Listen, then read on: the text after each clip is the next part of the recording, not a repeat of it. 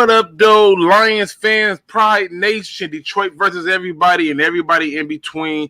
Welcome to another episode of the DSA Roundtable Detroit Lions post-game show where I'm your host, Luke G of Lukegsfieldreview. We got a good one for you, ladies and gentlemen. The Detroit Lions lose 19-16 to the 1-9 Washington Redskins on the road. So much to be covered here, ladies and gentlemen. This is going to be fun. All right, let's start off with the introductions. Let's go ahead and get Mr. Nomis J in the building. What up, though? What up, though? Yeah, we suck. And next up, we have Mr. Noble Sports Entertainment, a.k.a. TA. What up, though? Hey, what up, though, everybody? And then we have up Mr. Detroit Drew. This guy is absolutely funny. So if you have not subscribed to any of these people on this panel, I suggest that you do. What up, though, Drew? Hey, only a DSA member with a stand-up special, so you know what's up.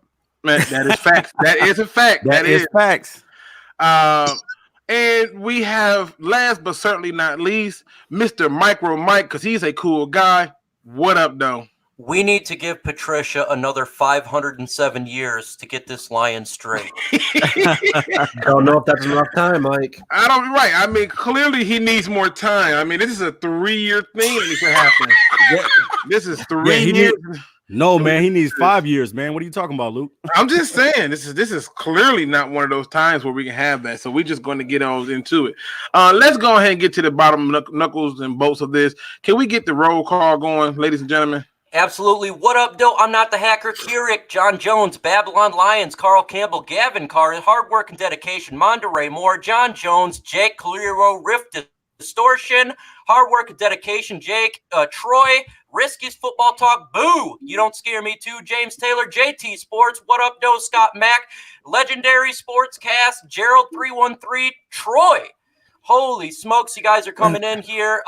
Abdul Terrell, Gerald Venny, I haven't seen you before. Welcome to the show, Sweetbread, Crimson Tide, Effin' Something Talk.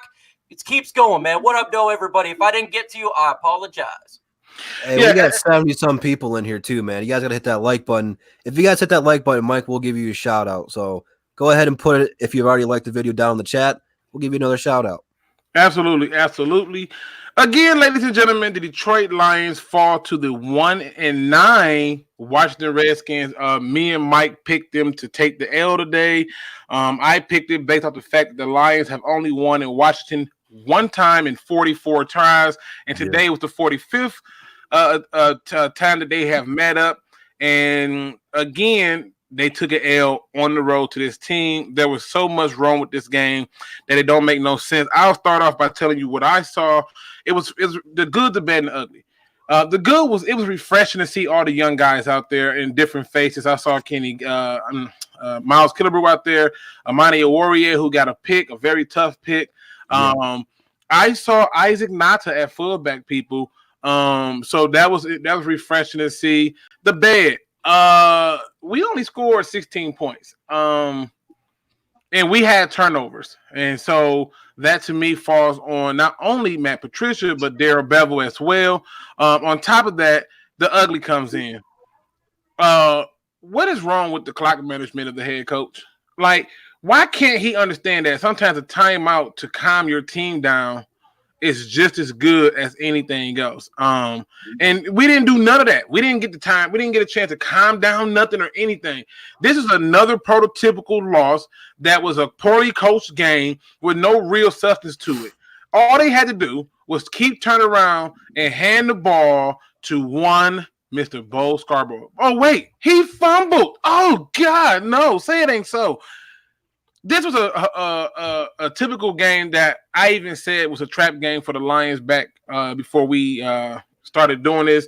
And I thought it was going to be that way. And it ended up being just that. But this right here tips a whole new cake. I'm going to say Mike for last. I know he's upset. Nomis J, tell the people what you thought of today's game and your what was going on. it was pretty much going the way I thought it was. The thing is, the defense at times I saw got pressure today. I don't know, maybe y'all noticed it, but I saw it at times where we did bring some pressure a little bit. Finally, the running game. I know everybody go beat Bo down for the fumble, but I mean, come on, man, carry on fumble too in the past, so I'm not about to beat him down for it.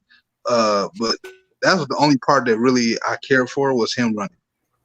Like that was about it. That's the only thing I really took care of. But I mean, like the DBs, I mean, we had a couple nice plays by like our safeties, because they was out majority of our starters again today, and then snaps go out. It was just an ugly, short, defensive battle, which they won.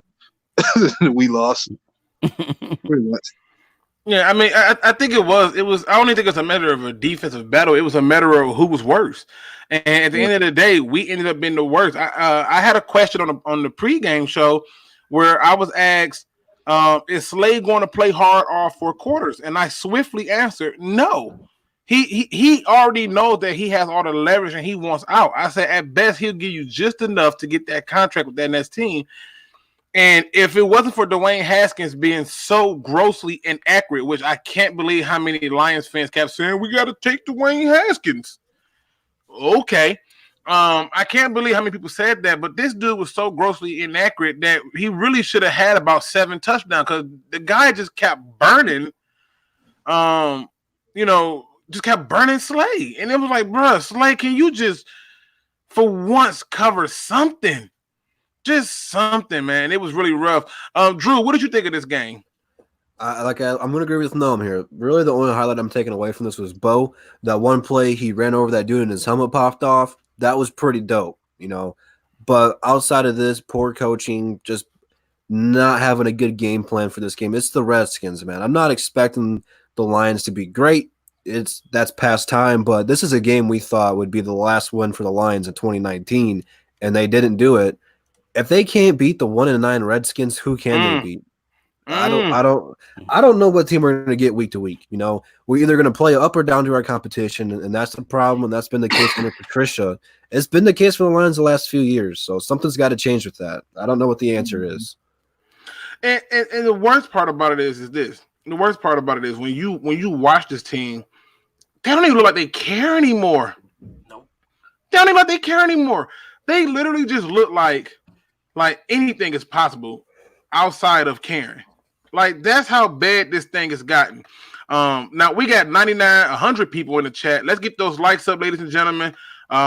We got a lot to cover, and we're going to cover it. As long as you with us, we here with you, and we're going to cover it, okay?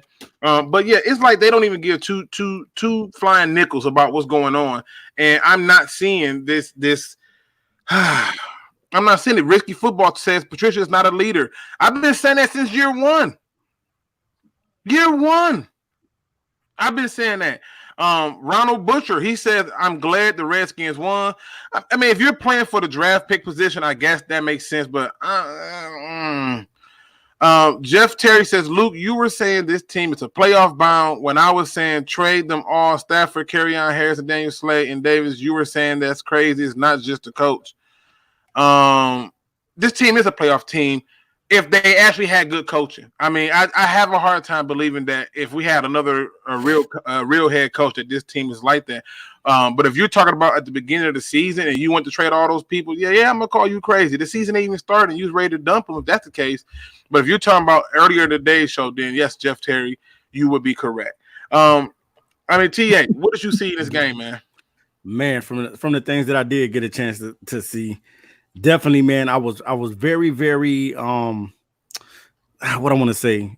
I was kind of mad that the Lions went away from Bo Scarborough. You know what I'm saying? Because when I'm looking at Bo, I'm seeing a guy that is a workhorse and an every down running back.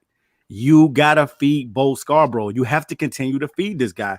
And that just shows what the Lions have been doing all season. They've been inconsistent in their play. They're inconsistent in their time managing. They're inconsistent with the things that they do on the field, and it shows and it reflects. The Lions always find a way to beat themselves. They have an opportunity to win a game, and they always find a way to beat themselves. And when a guy is almost at 100 yards, man, rushing, the guy had 18 carries for 98 yards. You got to feed the guy so he can break the mark for 100 yards, for the game. You know, you get something positive out of the game. But at the same time, I was happy. It was refreshing to see that guys like Amani Warrior got an opportunity to play today, because you want to see the young guys get developed. And that's what we've been talking about since day one. It might be time to move the old guys out of there and refresh this team with some more younger guys, because the younger guys today, they stood out and they were making plays, and that's what you want to see. So now some of these older guys that's on the team, you might want to just boot those guys out, because the Lions always find a way to beat themselves, and that's the facts. Yeah, this is one of those games where you can't just look at the head coach on this. I mean, when your team scores 26 points, that's unacceptable, okay? That's just unacceptable. And the play call, I'm not going to say it's crazy, but, you know, this whole read option thing was cool for a minute, but I just don't understand. The most simplest answer was to turn around and hand the ball off. Now, Terrell Carter said this team is effed up, giving away the first Cardinals game and then the Green Bay game after us up this season. I think that Cardinal game was huge, and that's why I made the statement that if for some reason they don't win that Cardinals game, I don't have any hope for this season. Now, we got 117 in the chat. Let's make sure that we get those likes up. Because I do appreciate you all for being here. I want to get everyone in and make sure they are heard. Now, Mike is probably going to go off. So we just gonna let this happen, Mike. Here it is, guys. Here's what's wrong. Calm, Mike. Yeah, we like this, Mike. You get the ball, you're running down the whole field, and then you get near the red zone. Since Bo Scarborough has been done a great job the whole game, and you take Bo out the game when you get near the red zone because he's gashing the defense. So let's take him out the game. When he's gashing the defense, let's take him out the game. You're morons. You're trash. I can't stand Patricia. Get him off this damn team, man. He sucks. He's garbage. We just lost to a one-win team. 16-19 against a one-win team. A one-win team. And the guy that's actually doing a great job for us, Bo, you take him out every damn time. You're trash. Yes, Jeff Driscoll is the next coming of Peyton Manning. He's a decent backup, but he's not the future starter of a team. He can't throw past 15 yards. What the hell? Why are you taking these players out of there? Bo is running the ball effectively, and you take him out. I don't understand it. You are absolute trash. Damn it, Patricia. Get rid of this clown. The guy is ass. He is trash. Everything that is in a garbage is this guy. Fire him. Don't even have him join the plane. Make him freaking walk back. Get rid of this bum. I just want to say that's disrespectful to ass. Not all ass is bad. Damn, I'm so tired of this guy. How did we just lose to a one-win team? A one-win team, and you think that giving Patricia more time is going to help it? They're a one-win team. They were up there with the first overall pick in the draft with the Bungles. And now we just lost. How do you expect to win another game when you lose to the Redskins, the Foreskins, the team that is trash? And we just look worse than they did. There is no future for Patricia. He is terrible when it comes to understanding the players in the game. He's terrible when it comes to time management. He's not a leader. The team has given up. If people can't see that the players have given up on this coach, I don't know what else can make you do it. You're not getting any better than no one-win team. Mike, you good? Yes. I'm just so frustrated. Mike came through in full Rambo.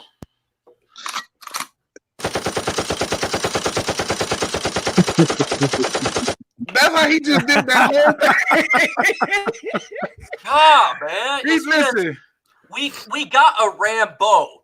His name's Bo Scarborough, but they don't like the dude was. If anyone watched that game, he was beating the hell out of that defense. He was smashing people, knocking helmets off, doing what we've been waiting for years, and they take him off the field. It makes no sense. I mean, and listen, people look like Don Burr. He said, "Hey, y'all need to call out Quinn too." Yeah, you got to call out Quinn because Quinn's the one who said 9-7 is not good enough. He said that is no longer the standard. The standard is better than that. We are a playoff team that need to play at a playoff level. Well, guess what? You're 3-7-1, so you can't even go 9-7. Okay, so is 8-7-1 better? Because now at this point, we got to ask the question about what's really good with these teams. Now, before I go any further, we got 125 in the chat. Let's get those likes up, ladies and gentlemen. Also, please make sure that you subscribe to my channel and subscribe to the rest of the members of the DSA. Their channels are linked in my description. We come on every Tuesday and Thursday. On Tuesdays, we do 8 p.m. Eastern Standard, and we do a show discussing the Detroit Lions. And then on Thursday, we do 7 p.m. Eastern, and we discuss the Detroit Lions. And then we do every pre- and post-game on Sundays or whenever they have a game, except for this Thursday because it's Thanksgiving and people are going to be with family and friends, so we don't want to interfere with that. But please make sure you hit that subscribe, like button, and let's get this thing going. Real quick, if you don't hit that like button, Lions are drafting another tight end. Hey, stop that noise. Stop that noise. hey, if you like the video, it won't happen. You know what's funny to me though, Drew? How is it that every time we go out there in a 2 tight end set with Jesse James and TJ Hockenson, we only throw it to 1 tight end? Do anybody remember seeing TJ Hockenson get targeted today? Anybody? Yeah. He did? Once. Yeah, once. I must have missed it in the midst of all this BS that was going on because I'm trying to figure out how are we not doing it. Also, if you are a Redskins fan, your team won. This is your time to shine. Like that chat up with the HTTR. So shout out to y'all for coming in to it, man, because y'all team won. I thought y'all would win, and somehow we just can't win in Washington. It does not make sense. Where's the guy? Yeah, I'm gonna show you this guy. You just said we can't win in Washington. Let's change that. We can't win ever. Oh Jesus! So yeah, we haven't won in Washington in a while. This guy right here is a Redskins fan, and he hit me up on Discord and was like, "Hey, I think the Lions should win, but you're aware they only won 1 time in Washington." And I'm like, "What? That can't be real." And I started doing research and could not believe it. So shout out to him for telling me that and breaking me up to speed. But yeah, I mean, listen, people. There was so much wrong with this game. The time management. I saw on Twitter somebody put on there that Matt Patricia has the time management skills of a 5-year-old. Somebody put on there Bo Scarborough has already rushed for more yards than most Lions running backs this whole season. Yet that's crazy. We keep taking him out. And there were so many different comments. I'm gonna toss this one over to you, Nomis. What was the biggest thing that you noticed in this game that made you say, "God, this again"? What was that big moment for you? Turnovers, strictly turnovers. Because I mean, and the other thing was the crowd. Crowd was in it today. The momentum came a lot from that crowd, and I felt like, man, it almost reminded me of Green Bay and that Bills game last year that we had. This game felt familiar to those 2 games.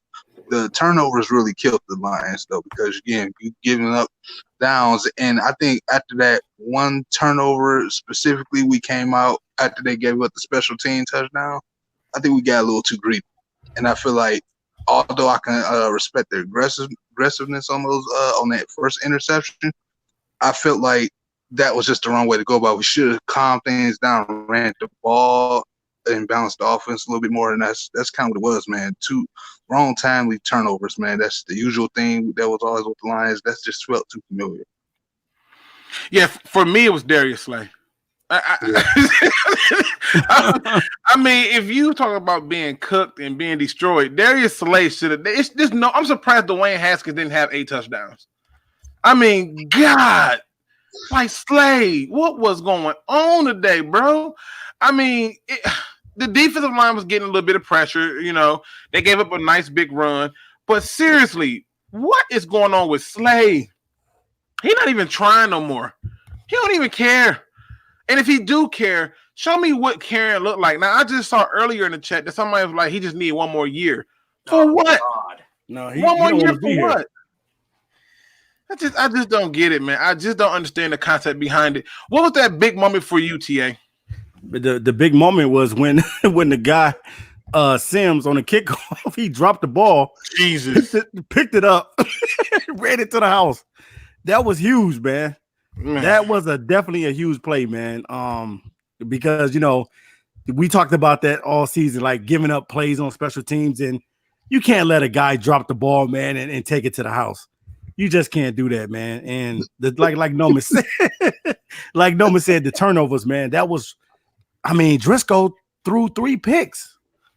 You know what I mean? And so I definitely think that was vital and key in the game. And it shifted momentum back over to those guys when we were gaining momentum in the game. And we just could not execute the way we should be. And it just looks like Driscoll has a noodle for an arm. He can't throw big. You know what I'm saying? He can't throw the big passes. He only can throw the short and intermediate routes, but he can't throw the big passes like Stafford can. Yeah, the turnover. Listen, here's the thing to me. The turnovers to me, I feel like were not a big story because I think early on we got the turnovers, we got the fumble, and then we got the plays that was made to get the turnovers. We didn't score on none of them. I don't think we scored on not one. We missed the field goal on the first fumble, and which I think that was the one on the quarterback where the quarterback got hit, and we missed the field goal there, and then we got an interception. We punt the ball away. Now JT think he's slick. JT think he real slick. Yeah, trade Stafford to the Steelers. Stop this noise. Stop it. I see what you're doing over there, JT. But to me, we didn't capitalize on those turnovers. What was that big moment for you, Mike? The big moment for me is when the coin toss occurred.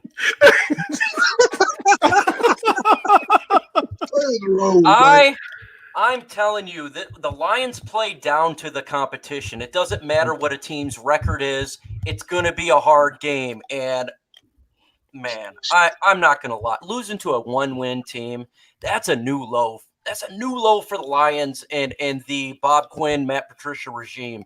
It should never happen. It should never happen. Again, you got to run the football with Bo Scarborough. How the hell do you just not run it? If it's working, why do you remove it? They did this last year when we had Kerryon Johnson. He would be hot, and they would remove him from the game. Bo Scarborough is defeating defenses, punch him in the mouth, and then they remove him at the most opportune time to have him on the field. I don't understand it, man. It literally is mind-boggling to why they don't just keep with it. On a positive note, I love what I saw from Amani Awarie. I loved it, man. I love seeing the young guy out there getting the interception. Not only the interception, if you watch the game, he played tight coverage, and the young guy is a baller, man, and it's good for our future. A lot of the players on this team, like Slay, in my opinion, they've given up on the team. They have given up on the coaching staff. No, I'm tired of hearing the one more year. Let's give another year. Let's give another year. Hell no. What I saw today is like I've seen throughout the whole year. Just garbage, and I'm tired of it. Yeah, listen, I saw some very interesting comments early on. One of my favorites is like Stafford gone at the end of this year, and I'm gonna miss him. No homo. I don't even know why he put that in there for disclaimer, but okay. And then you had the comment that talks about the issues being more than anything than just coaching his players too. And on top of that, Lions Blood, I believe, said Slay didn't do that bad. He gave up 72 yards. Man, if you could have seen how many passes that Dwayne Haskins overthrew, you would not be saying that. Lord Jesus.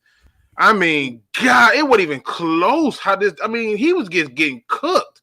Left or right, man, and Tavon Wilson did okay today. I didn't like the one play where he got his life stiff armed out of him and juked by guys, but hey, he did what I thought he was gonna do, make a lot of plays at the line of scrimmage because that's what they use him for. But it's unfortunate. And JT Sports says Stafford is the team.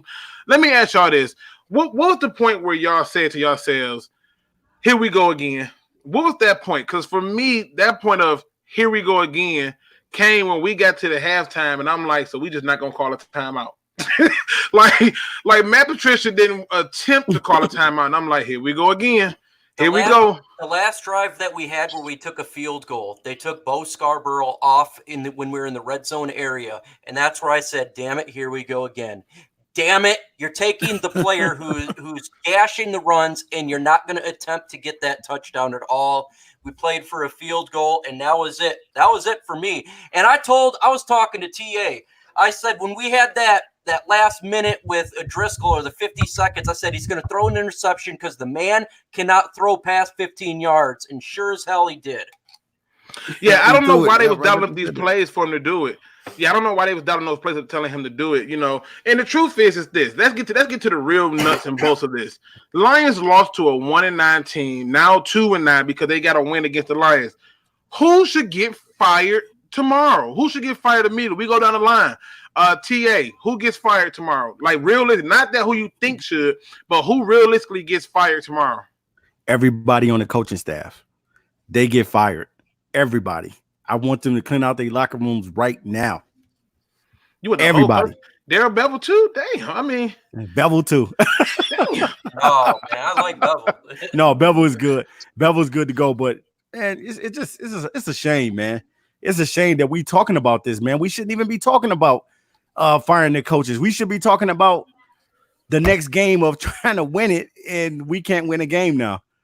And I just don't I'm lost for words for this team, man. I'm lost for words. Well, I mean, I'm not mad at you.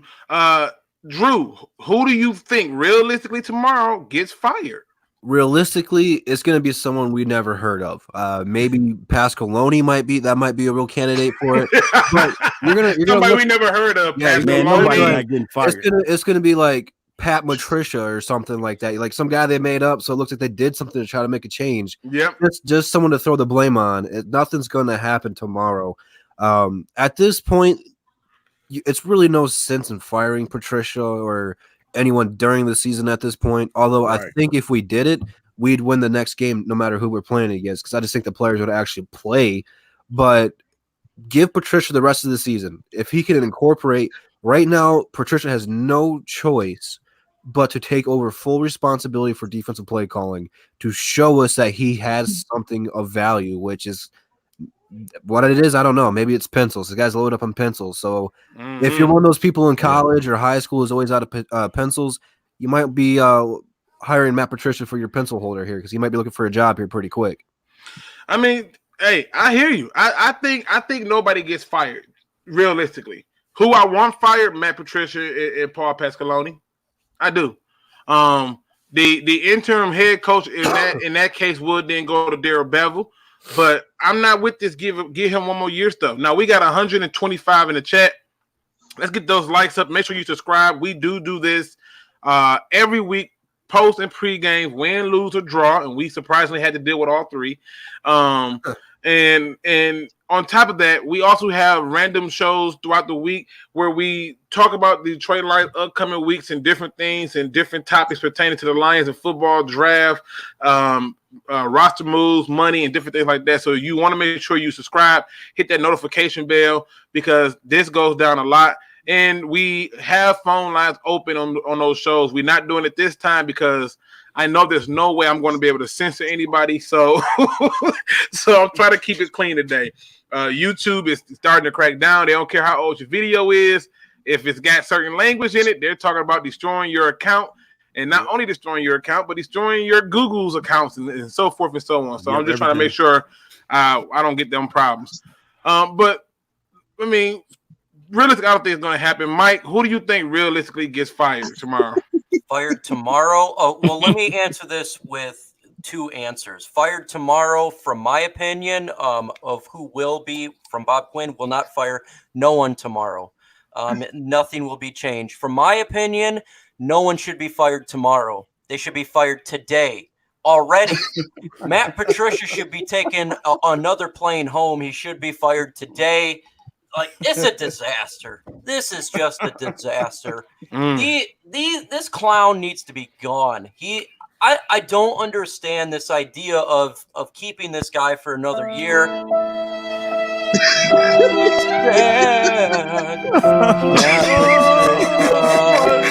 Is very bad.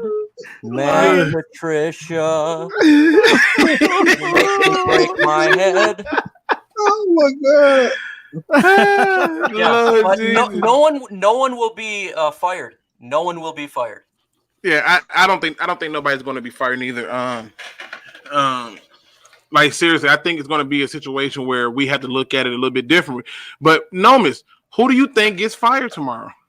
I got 2 points to make, just like Mike. I don't think nobody's going to get fired personally, and if somebody do, it's going to be somebody we don't see coming, like the special teams coach or one of the positional coaches, like maybe the O-line coach or defensive coach on the staff or somebody like that. However, if I had a choice to go out and really like not necessarily fire, but like curse somebody out, I'm going at Darrell Bevel, because you got to understand he has full control of the offense. So both Scarborough coming off the field a lot, not getting enough carries, that more likely falls on him more so. Oh yeah, absolutely. That's the issue I got right there. It's the same thing with them guys that do with them 3 letters, the same way. You're not giving the guys no carries, so that's more on the OC. Like that, you have to call that one out.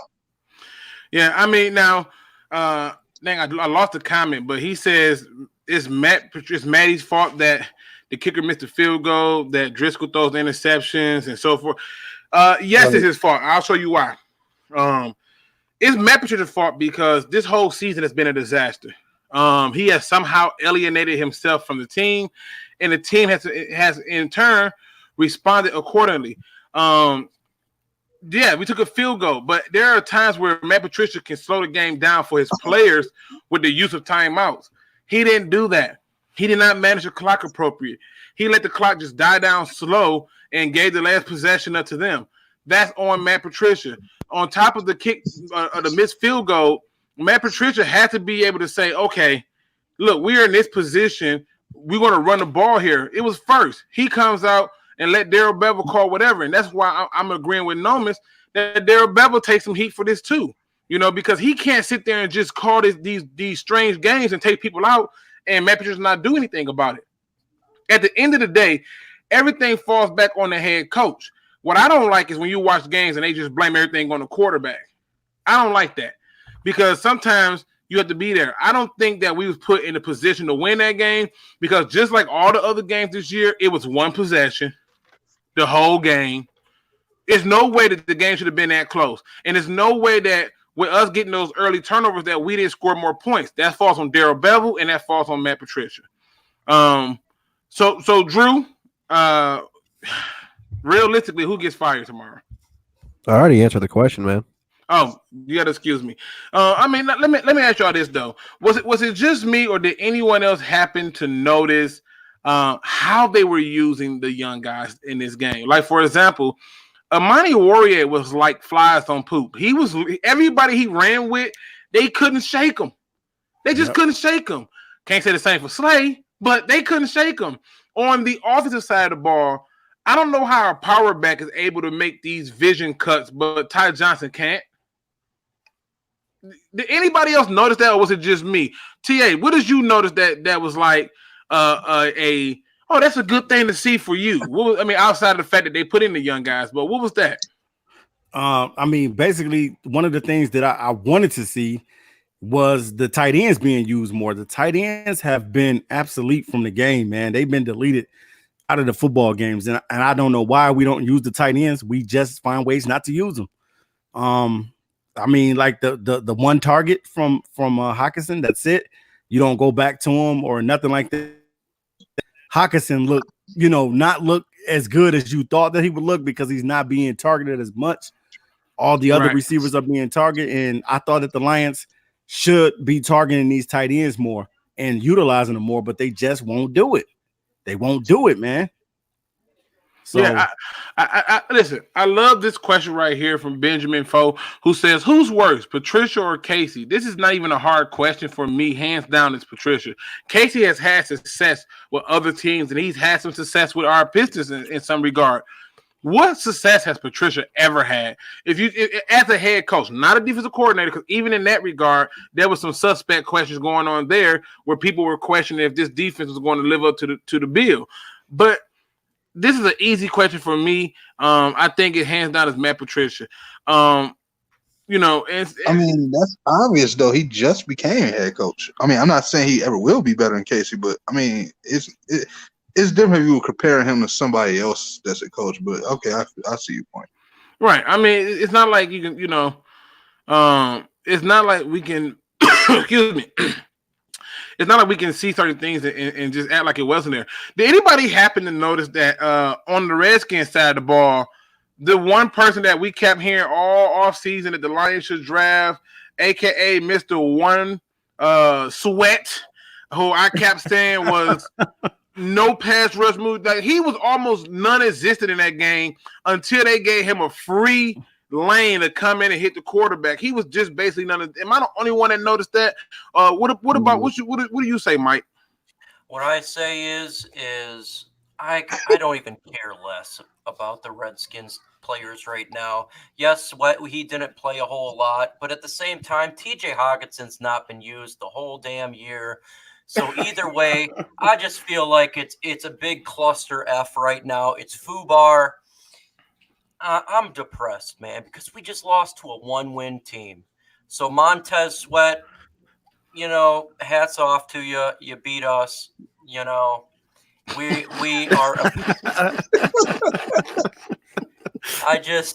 Oh man, this is so bad here.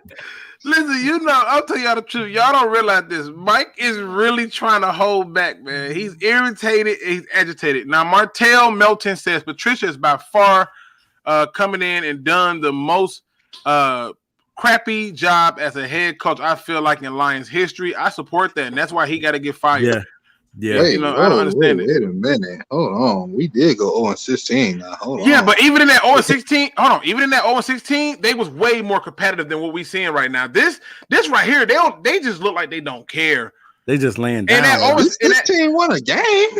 Yeah, okay, yes, true. That's but true. I'm saying 0-16 though was more so like 0-16 was more so like it was like hard to watch, but Patricia came into a team that was 9-7 with talent, added more talent. Like, tell me, how do you add more talent and get worse? Yeah.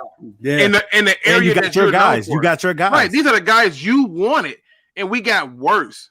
So I just don't understand how else we can look at it. It don't make sense. It just don't make sense, man. And like I said, I did not pick the Lions to win this game, not even in the Pick'em League. I got to give y'all the results to that. But I did not pick the Lions to win this game, and it is for a reason. I just did not feel like we were going to break that streak any further than what we did, and we had a chance to, but I just kept seeing field goals and missed opportunities as always, and that to me is a coaching issue.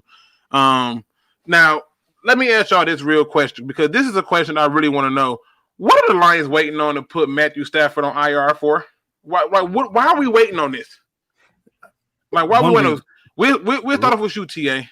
Yeah, one reason I think the reason why they're keeping him off is because Stafford is in the news like every day saying, I guess, from what's being reported about him, is saying that he still can come back in the season.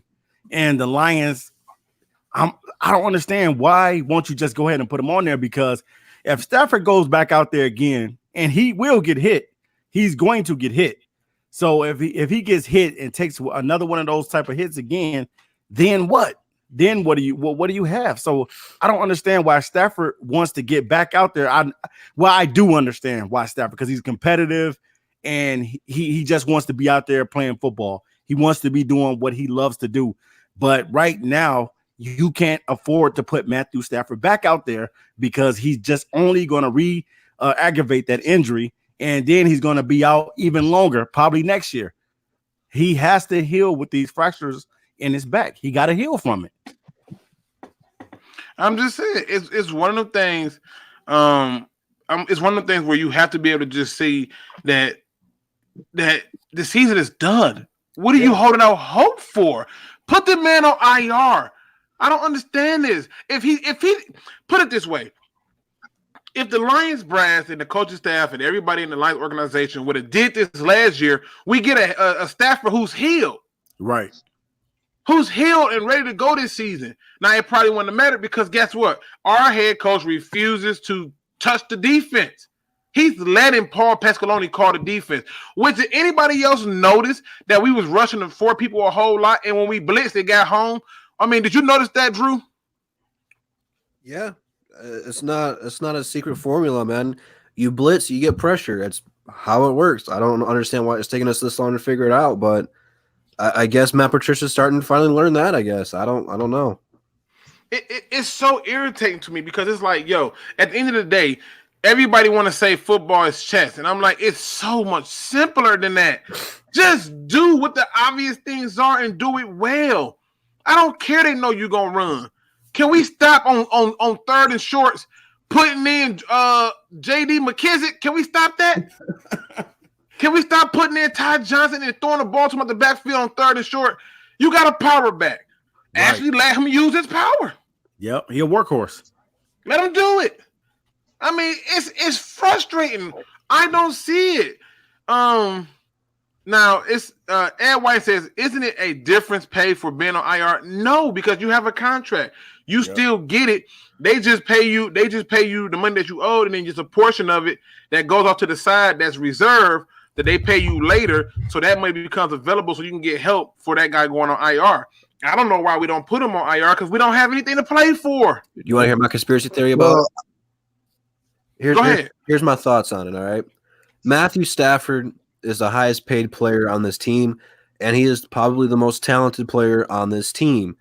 So Matthew Stafford gets a lot of time with the press, the Detroit media, all that stuff. So he's always given interviews. And what does he always say?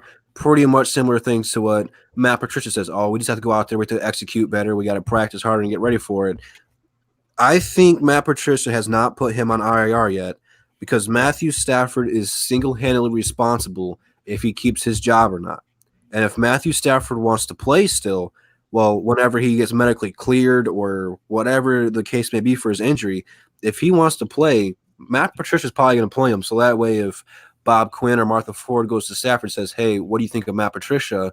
That way, that's in Matt Patricia's mind. He's thinking, well, hey, he let me play. He's an all right fella. That's my conspiracy on the whole thing and why we haven't put him on IR yet. I think that's a good conspiracy, but I also think that the bigger reason why they ain't put him on IR is because they want him in on that Thanksgiving game. That's the only reason why. I bet you he plays on Thanksgiving. I bet you. They gonna make sure he play on Thanksgiving, get the win, then he gonna magically get some injury and not play no more. Mark my words. I can just feel it in my bones. Let me put the people in the seat who gonna come to a Thanksgiving game with no Matthew Stafford. Who's coming to those games? Who do they got on Thanksgiving, Luke? The Bears. Yeah, he gonna get hit. If he come back, he gonna get hit. He gonna get hit, man. Stafford, please do not come back. There's nothing to come back for. It's nothing to come back for. Man, this team is not going anywhere. I just don't like L. Wormy. L. Wormy says Jeff lost us this game. Yeah, those interceptions were very timely, but man, before those interceptions, like, God, we should have scored on our turnovers. We're not. Let's go back through the whole season, man. How many times did we get turnovers and we didn't score on them? Yeah. The Kansas City Chiefs game, we got multiple turnovers that put us inside the 10 to 20 yard of the red zone. And what we do? No points, maybe a field goal. It does not make sense. It does not make sense. And that's why I say shout out to the Redskins fans, because your team gets their first their rookie quarterback his first win. They came out in a whole set on that final drive with all rookie receivers, a rookie quarterback, and I think the tight end might have been a rookie, and pick up a first. Wide open. This right here is got to stop. And at some point in time, somebody's got to answer for this BS. Somebody's got to ask for it. This team is better than 3-7-1. This team got too much talent to be 3-7-1. This team should know how in fashion be looking from the outside at what it's like to go to the playoffs. But it all starts with coaching. And then it trickles up to the general manager because you're the one that went out and got the groceries that the cook asked for. Now it's time for you to cook the cook because the groceries that he's putting together make it a horrible dish that tastes like boo-boo. And at the end of the day. Hey, Lugan, it's kind of crazy because Quandre Diggs, I know he's thinking over there like, man, at least I'm going to the playoffs this year. At least. You know what I mean? At least I'm going to the playoffs. I don't know about the Lions. Quandre Diggs over there recruiting for the Seahawks. Right. He is. Mike, let me ask you this, Mike, because I know you frustrated because Mike, if y'all can hear Mike off the air, Mike was going in. And if you're not in my Discord, you missed a whole lot of talk. I promise. But let's be honest. If J-Mo's on this thing, well, I'll tell you what. Stay tuned to J-Mo. I guarantee you he can give you a classic rant video. I guarantee you he finna go ham. And J-Mo bring up a very good point that I think should hold true right now. You know what that is? He said, after they lose this game, there is no more excuse that can be made for Matt Patricia. There's nothing about giving him more time. There's none of that. Mm-hmm. And that cannot happen. Now, Super Megan G says, look on the bright side. We were getting a higher pick. No, we not. We going to still be in the top 10. We're not cracking the top 5. No, we're getting the top 5. We ain't beating another team this year. You think? I don't think we win no more games. Really? Yeah, I think we just lost to the Redskins. We lost to the Redskins. Who's the one we win no more. I suspected that we was going to lose to the Redskins, but I suspect we're going to lose the rest of the year. Yeah, I just don't see it. I might be wrong. Lost the record today. Barry Sanders got passed for third all time by Frank Gore in rushing yards, so we took another L. Okay. Well, I don't even count that, Drew, just because Frank Gore been playing longer than the Bible has been in existence. So I'm just saying, and Barry did it in 10 years. Yeah, I know one issue I had with the offense today. His name starts with a K and last name ends with a W. I did not want to see 79 out there on the offensive line, man. Oh man, you said his name starts with a K and ends with a W, but I think you meant Rick Wagner, right? Well, him too, because I don't know. Man, are you talking about Kenny Wiggins? Yes. I didn't feel like Kenny Wiggins really had so much of a bad game today as when it got later, he did, and when it got but they was dialing up the blitz and overloading, so I can understand that a little bit, but I get your point. Now, Wagner did tick me off because Bo technically did get over 100 yards, but he held and cost us 10 yards. I'm like, really?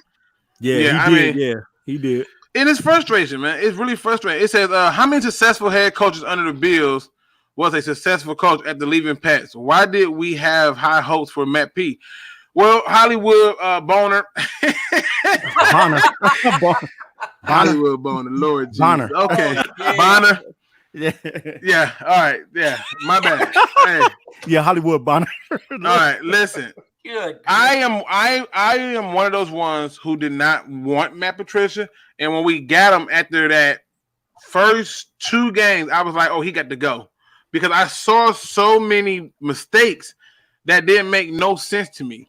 And to me, he had potential to be a good head coach. But after that first season, I was done. I had already seen enough that made me want to puke because I didn't think that we were, going to be stuck with this guy. And apparently it looked like we are. But to me, I hope the media just grills Bob Quinn with, you said 9-7 not good enough. Like, I want them to tell him that every time it's a question, he goes, okay, you, sir, what question you have? Is 9-7 good enough? Okay, next question. Is 9-7 good enough? I want them to just keep repeating it. And I said that, Luke. I said that's the words he's gonna live with throughout his whole tenure with the Lions. 9-7 is not good enough. Yeah, 9-7 is not good enough, and that's the truth.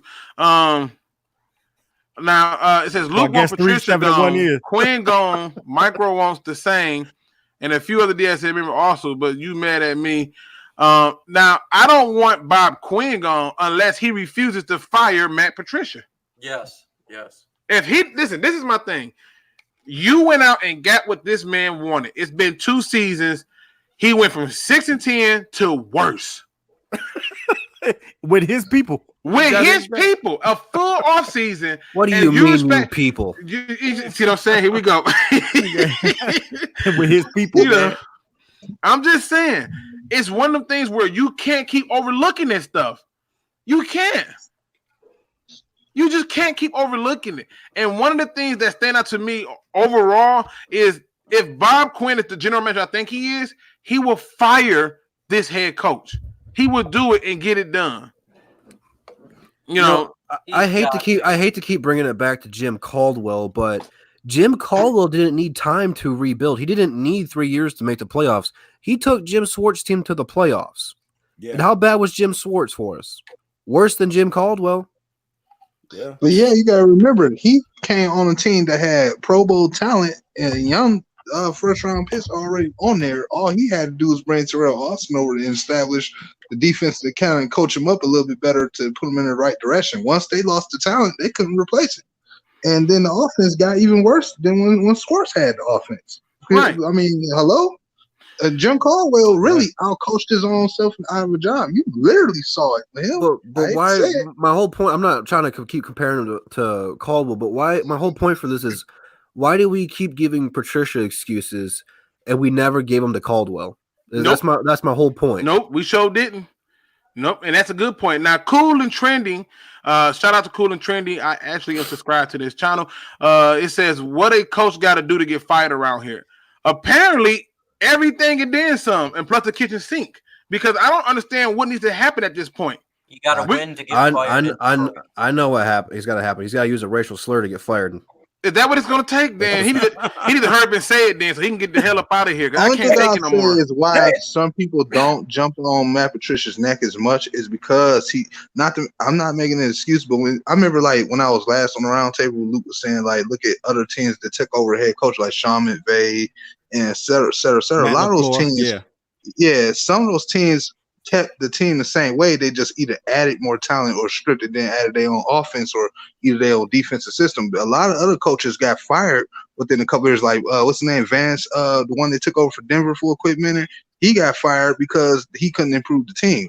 It's only 3 to 4 of those new coaches like Nagy, Doug Marrone, who I'm giving the chance to rebuild the Jacksonville Jaguars, and then you got McVay and Doug Peterson, who's struggling this year. They're the only ones that I'll give a pass to, but a lot of those other coaches basically did what Caldwell did, and then they regressed year 2.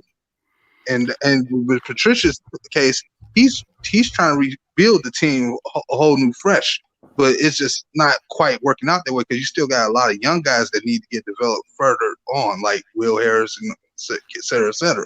That's the only excuse I will make. No, listen, there's no excuse to be made. Here go your first excuse being debunked.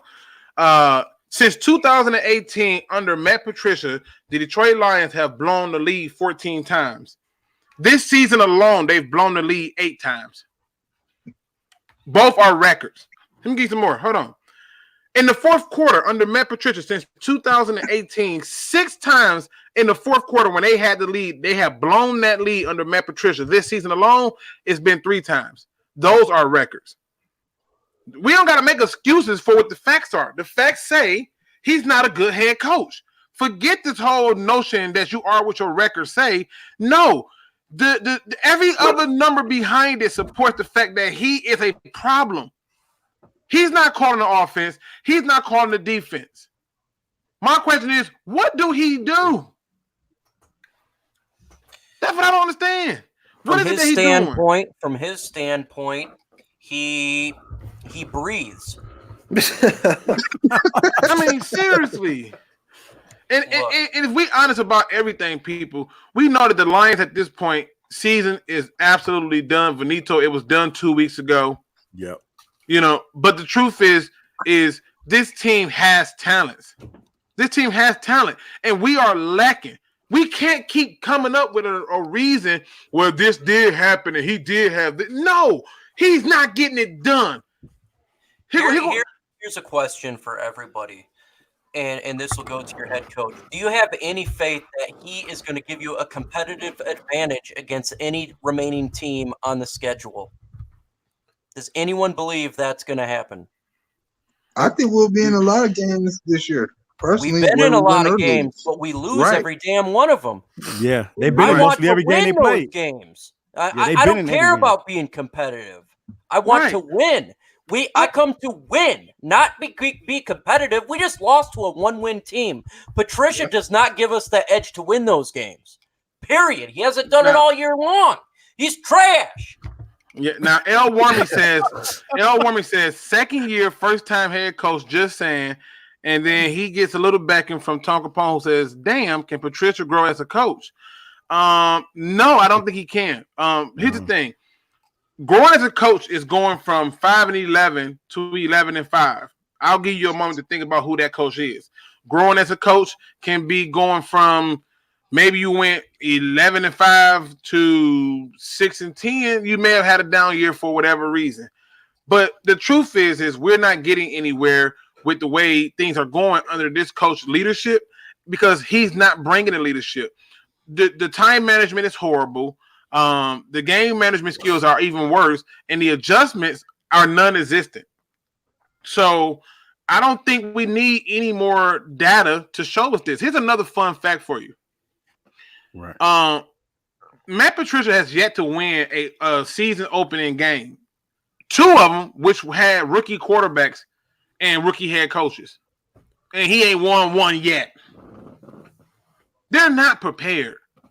They're not ready. They're not going in a direction that said they're going to be better.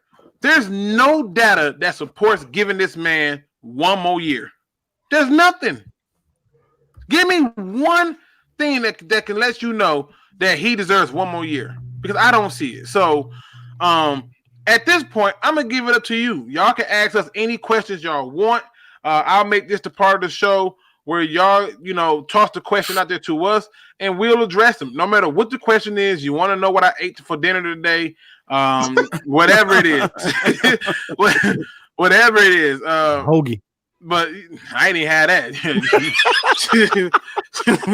So fancy. I have a question. Go ahead. We're going to be a top 5 draft pick. Now, in my opinion, we're going to believe. Who here believes we're going to be a top 5 draft pick after this game? I don't. I don't. I do. I do. Top 5 for the chat. They'll be 7 or 6 at worst. Yep. I think they'll be in the top 10. Yeah, I think a top 10 team. Don Burr says, Mike, answer this. Do you trust Quinn and Patricia picking a top 5 pick? Quinn, I have more faith in when it comes to picking draft picks, but I'm losing faith. I'm not going to lie, man. I'm losing faith. Patricia, I have no faith in him whatsoever. That's guaranteed. He's dead to me. But Quinn, he's getting pretty damn close to being on my chopping block as well because he's got to get rid of this guy. He's got to say he made a mistake and get rid of this guy.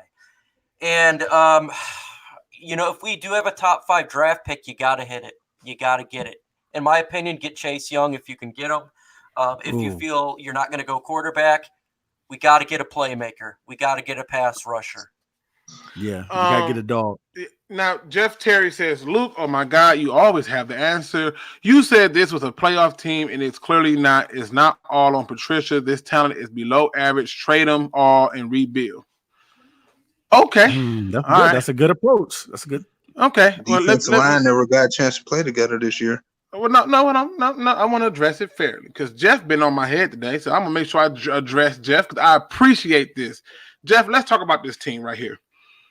I pointed out different stats, and I did say this team is a playoff team. In fact, I predicted that they would go 11-5 because I believe that they were an 11-5 team. We all thought they were. Yeah, we thought that they would play better. However, when you go through and you look at the first game against the Cardinals and it ends in a tie, when you had the lead like you did, another lead that is going on the record of the head coach, I don't believe that our talent is below average. I just don't. I believe what Darius Slay said. So if you don't want my answer, Jeff, take it from Darius Slay. He says we are a puzzle with all the right pieces that are being put in the wrong spots. Now, that's from the guy in the room. Take it for what you want, but let me ask you this. Is now Darius Slay crazy about this and saying trade them all and rebuild? And here's my question to you. Why do you need to trade all your players and rebuild? usually when you rebuild, and I don't care if it's a building or a car, you start off with a lot of the same original parts. Like if it's a car, you keep the frame, you keep the body, and you make little improvements here and there. When it's a house, you keep the foundation, you keep the different little manifolds and boards that keep the wall in place. You don't just blow it all up and just say, you know what, this house is infested. Let's just blow it all up and build a whole new house. That's not how this works. Right, you renovate it. You renovate it. The line needs to be renovated. And it starts with the head coach. The talent is not the problem here. Okay. Are there some backups in the game? Yes. Are there some young people in the game? Yes. But at the end of the day, these guys are not doing what they're supposed to do to put this team in position to win. It says, Luke G, do you trust Quinn picking for 5 or 7? Yes, I do. Because Quinn has hit on some picks. Yeah, he's hit on Kenny Galladay, Tracy Walker. He's done a phenomenal job of managing the cap. There's some things that Jelani Tavai. You know, well, I mean, Jelani Tavai, if he get opportunities, but I think the tight end pickup was excellent if they actually target him. Exactly. Jeff Terry said, "Do you believe reality for your belief Slay is overrated?" Yeah. Do I believe I believe Slay is at a point where he's checked out. Yeah, he want to go, man. Yeah. It's not even a matter of him being over or underrated. He's just checked out. He don't care. And I think that's what you're seeing. Here's a guy who's not going to put too much out there because he don't want to get hurt. And I think that's what you're seeing. I'm not gonna say that. But again, it's one of those things. Ed White says, DSA, devil's advocate, how does Quinn sell keeping Patricia and pepperoni to the season ticket holders? Ooh. We'll start this off with you, TA. How does read that again? How does Quinn sell keeping Patricia and pepperoni to the season? Man, hey Luke, I gotta say this. This is one that I cannot answer. I do not know. I gotta say that I do not know. You say ain't no way he can sell it. He can't sell it. Ain't no way he can sell it. Ain't no snake oil in there. I understand the way he needs to. He needs to get some film on Jim Jones on how to sell a product, because that's the only damn way he's going to be able to sell Patricia to be the head coach. You got to get some cult-like mentality. You got to get people in there to be taking some spiced Kool-Aid. Because he's going to have one hell of a hard time explaining it. When he said 9-7 ain't good enough, and now we went from 6-10, from 9-7 to 6-10 to what we're 3-7-1, and we just lost to a damn one-win team. Yeah, you're going to need some crack cocaine and some other stuff to tell him that. Yeah, I mean again, do me the favor. Do me this favor, ladies and gentlemen in the chat. Let's get those likes up. And if you have already given us a like, give us a like in the chat. Again, this is your time to ask us any question that you want, and we will address it as such. Mr. Khan says, how about picking Andrew Thomas? I think one tackle can change this offense. Offense isn't the problem. Yeah, and here's the thing. They could go for a tackle. Yeah. They could go for a tackle. But the evidence is leaning towards linebacker to defensive back. And if they hit the top 5 in any form or fashion, it's quarterback. So I don't know if the tackle is going to be the position they target at that juncture in the draft. But everything I'm looking at says linebacker and defensive back. Or pass rusher, right? Well, the linebacker could be a pass rusher, but it's coming up linebacker. Like I keep on looking at some of the little things they saying and little things that they doing, and is linebackers pointing at it. So, but again, hey, I could be wrong. I've been wrong before. So I thought they were gonna be 11-5. No, no. On a Madden game, they could be 11. Man, yeah, they're gonna win the Super Bowl on the Madden game. I had them going 9-7, and it hurts. Man, right. I mean, now I seen in there what's the draft needs, from my opinion.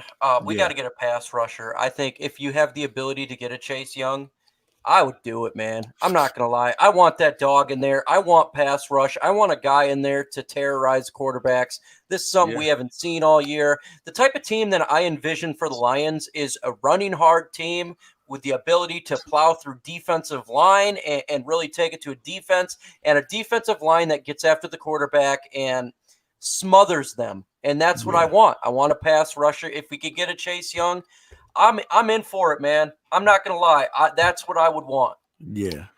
I mean, yeah, I think that could be the case.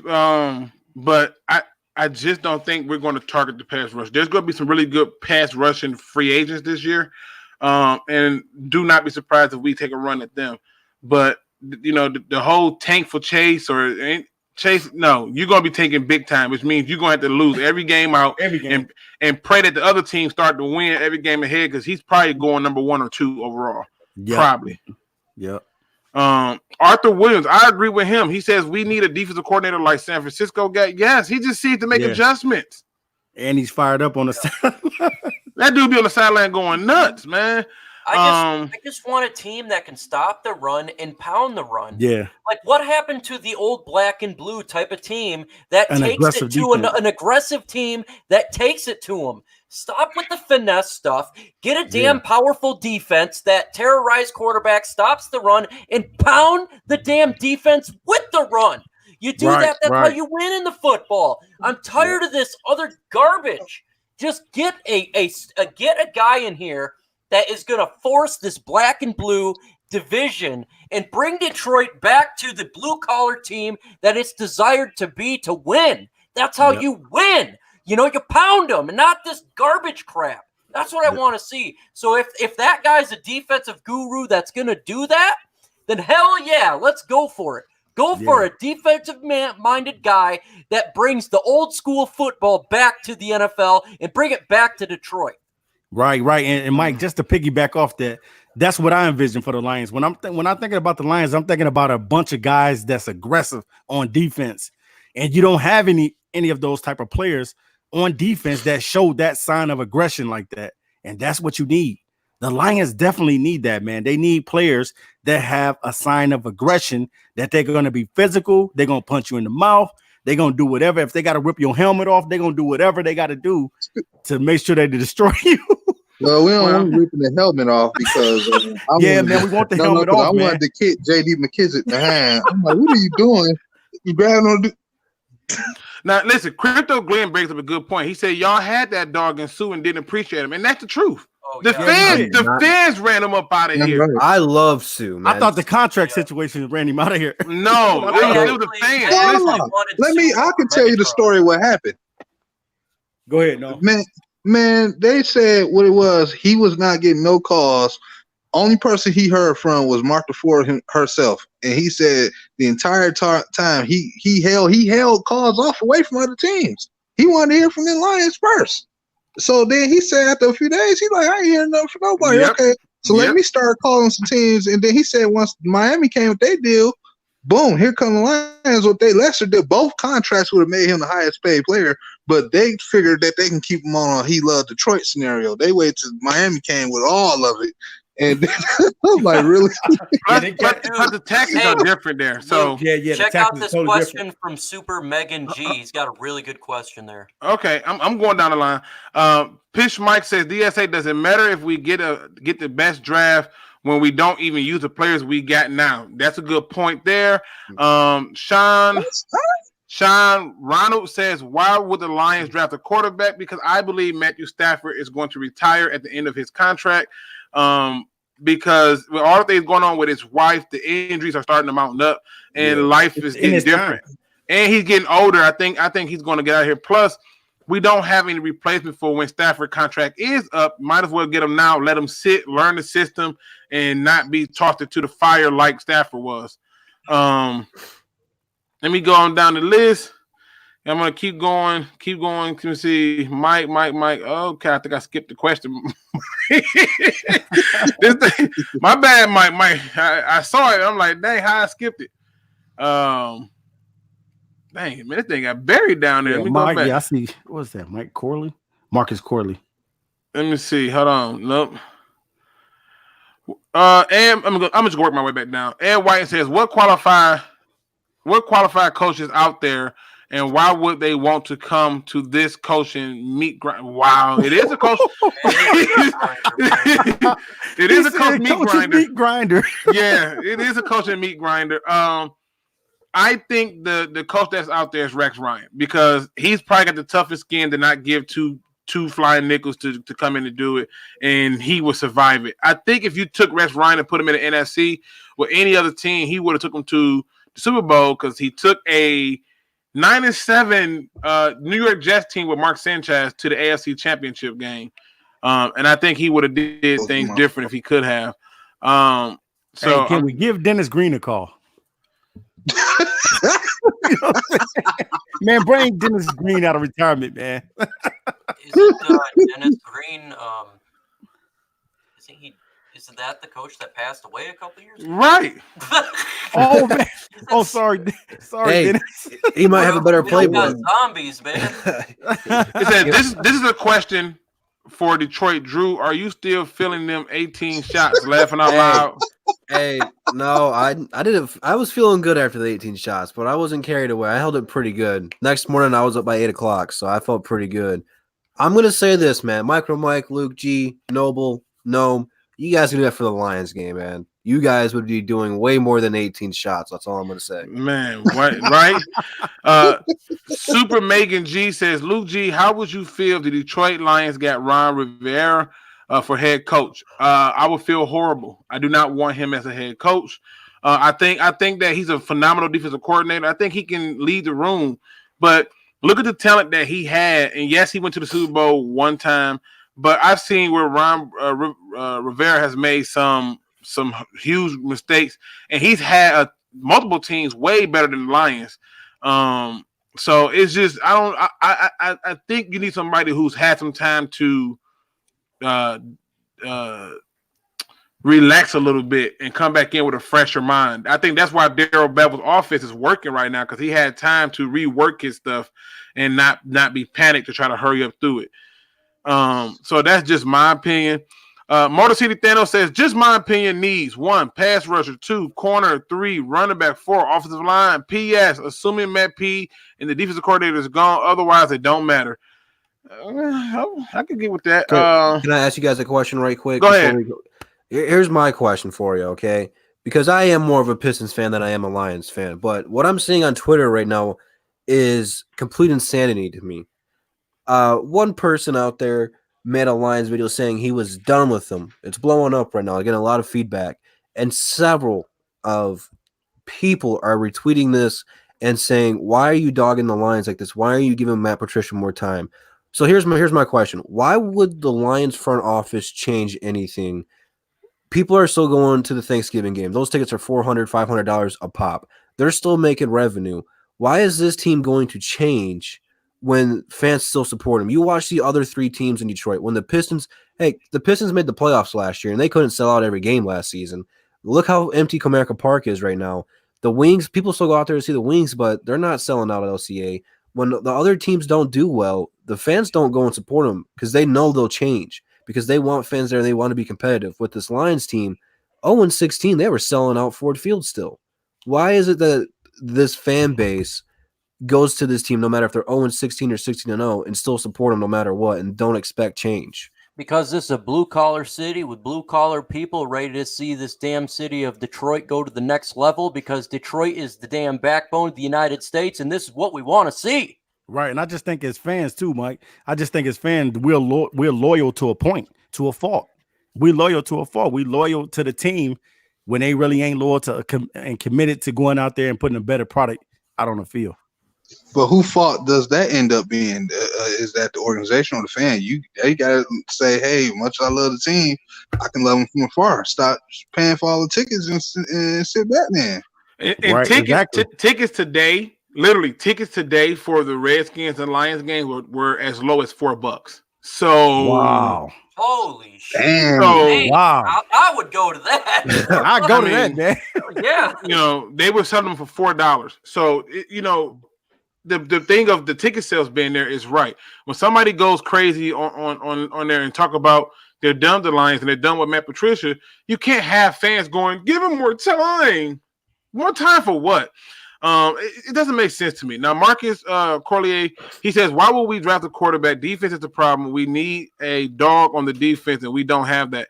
Because this thing called free agency, it's going to be some guys out there that you're going to least expect to be out there. That could be one of those dogs. But I do get your point that we do got to go with the dogs. And that's why only if they're in the top 5. They're in the top 5, they're going to take their quarterback because they can let him sit while Matthew Stafford contract expires. Right. Because they would still have that quarterback, I believe, 1 year, 2 years past Matthew Stafford's contract.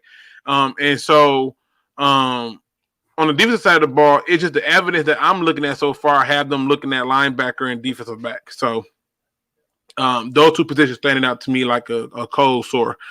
Let's see what other questions we got. I'm trying to make sure I get through all of them, people.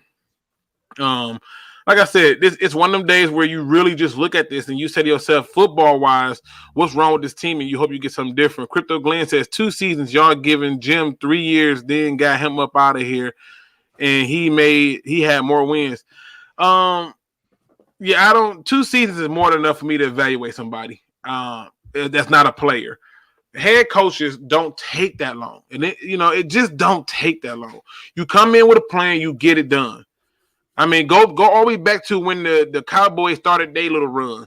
All they did was trade one big old player and draft it right and did what they had to do to keep it pushing. We're not even doing that part of it right. So to me, we got to be better in that regard. Let me ask y'all fellas this, because we are at a point where I want to, close the show out. I got things I got to do, get ready for work. But let me ask y'all fellas this question. What was more of a letdown loss for you? Losing today to the Washington Redskins or tying with the Arizona Cardinals? Let's start off with you, Mike. Tying to the Cardinals, because I knew from that point on this is going to be a long year. Yeah. Okay. Okay. What say you, Drew? I'm going with the Cardinals as well. They showed us promise early in the game. They collapsed, fell apart. And that should have been an eye-opener. I was mad that we tied with it, and I took a lot of crap for it, saying that I don't know football. I should stick to basketball for it. And I said, okay, all right, this team's not what we thought it was. And then they won 2 games in a row. They lost to Kansas City, and I started buying the Kool-Aid, and they were who I thought they were. So I'm going with Arizona, man. Nomis, what was worse, losing today or tying with the Arizona Cardinals? Obviously the Cardinals, be due to the fact of the matter is like, okay, even though it's game 1, teams can be sloppy. It's just that situation. I feel like, it was bad timing. That could actually give you a bad omen, like, because you consider everything that was going in our favor and then certain things just kind of breaking down. What I mean? It just was odd more than anything else. It just ugly tasting. Okay, TA, what was worse for you, losing today or losing against the Arizona, or tying with the Arizona Cardinals? Definitely, I got to agree with the panel. It was against the Arizona Cardinals. Starting off the season, we went to Arizona, and pretty much everybody's like, "Yeah, we're gonna beat Arizona. We're pumped up. We're ready. The Lions are ready this year. We're this and that." And then when we get there, we're dominating the Cardinals through the whole game, and then all of a sudden, they get momentum. Kyler Murray starts hitting all of his targets and start making plays out on the field. And then next thing you know, it's the end of the game and you tie the game. You walk away with a tie because you could not win the game. And ever since that moment, I knew right then and there that we was headed for another rocky roller coaster season. I was like, I already know this is going to be one of those seasons just because they could not get the W. And I think that's what started everything. And that's why we're going down this bumpy road right now. Now, I'm going to be the eyeball on this because to me, losing today was worse. We lost to the all-rookie squad. I don't know how this is possible. They had rookie receivers, tight ends, offensive line. There was more rookies playing against us today than it was in week 1. And week 1 was week 1, so you don't know what to expect. You had weeks upon weeks to know what to expect from this team. And not only did you not put up enough points, you couldn't even sniff the end zone with turnovers that put you in position to score. Today was a complete debacle. You got 1 win in Washington for the entire freaking series. You had a chance to go for 2 wins, and you choked it out. Not because you had a backup quarterback, not because you had interceptions, but because you had a flawed game plan and what looked like players who can care less about what was going on. When Romeo Core didn't get that interception that he had popped up in the air. His face expression is what I expected to see, which is one of like, God, I got to be better. I didn't expect to see Darius Slay get burnt and turn to the camera and smile with this big cheese smile on his face. But you know what that was? That was him letting people know right then and there, saying we are out of here. And when that happens, we have to be able to pay attention to it. Today's loss was a complete embarrassment. That team was 1-9. It had every person that you could think out. Darius Geis is coming off an injury. He's playing hurt. He's gashing you for rushing yards. Adrian Peterson is as old as Mother Teresa, and RP to her, but he's not. He's gashing you for yards.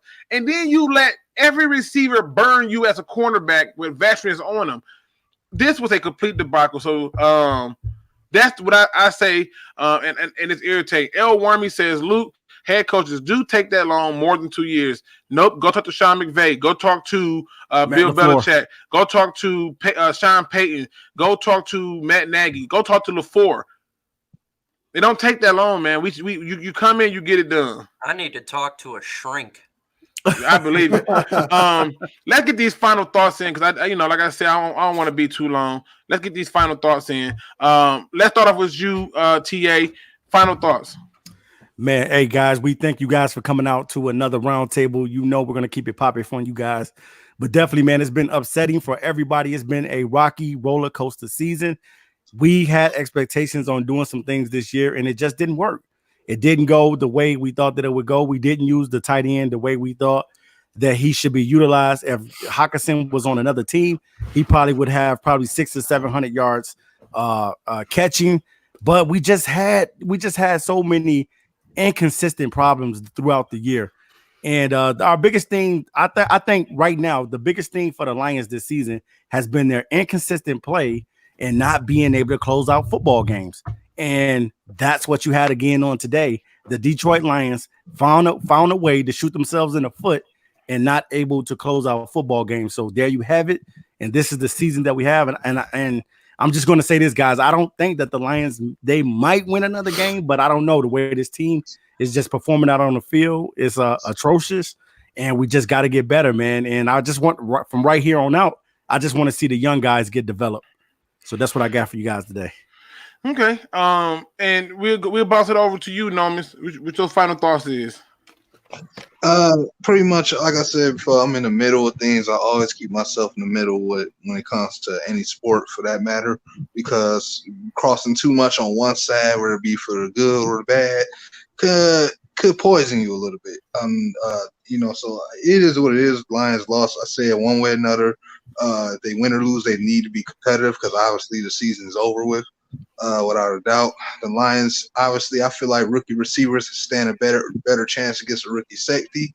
That can play a part in it too. But the game they lost today, they didn't have enough to win. They should have had enough to win. Probably is what it is.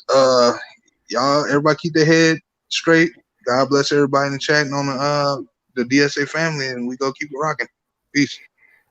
Appreciate that. Detroit Drew, final thoughts, man. December 21st, I'll be at LCA. The Detroit Pistons are hooking me up with some more tickets. So I'll be at Little Caesars Arena December 21st, 7 p.m.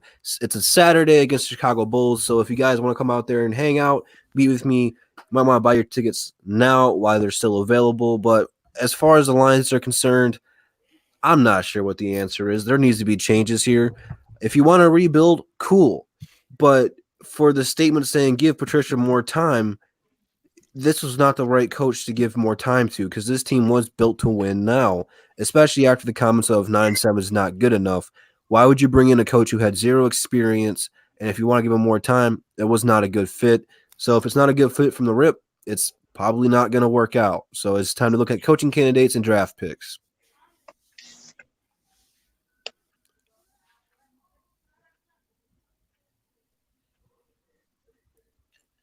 Silence, that's scary. My bad. Listen, no, I don't know why this thing just muted, but it did. MicroMike, last but certainly not least, final thoughts. Folks, this has been the longest of seasons that I've witnessed and dealt with for a long time, but it makes it a lot better when you guys are on here and we're hanging out talking some football. I am going to completely go into off-season mode. I'm going to start looking at players in the NFL draft and start making videos from there. So expect that coming. The regular season is a disaster. The coaching is a disaster. And I got to look at positive. So I'm going to start looking to the free agency, looking to the draft, and start making videos and content about that. So expect that. With that said, if you got alcohol, make sure you drink it tonight. It will help. That's always a good thing to help out the migraines that you get. If you got windows, please don't lick them. Don't eat crayons. Lord We got a long year. Try to do the best you can. And like I say all the time, I'm going to leave you with the words that was spoken by God to Abraham. Adios. All right, ladies and gentlemen, again, appreciate y'all for rocking with us. It was a very successful show. Thank y'all for being a part of it. I always try to make sure I end things on a positive note, and get us into a place of at least peace. So when life gets you down, the best thing you can do is just get up. I mean, what else can you do? The most obvious answer is usually the best answer, which always resolves most problems. If you just stand still, nothing happens. But each foot you put in front of the other gets you one step closer to getting up off that ground, to get right back in the face of that challenge and defeat it. Take that challenge, devour that challenge, defeat that challenge, and show why you are the storm. With that being said, ladies and gentlemen, make sure you subscribe to all the members of the DSA. And as always, don't be no chump. Please do some research. I remember when I lost my mind. There was something so pleasant about that place. Even your emotions have an echo in so much space.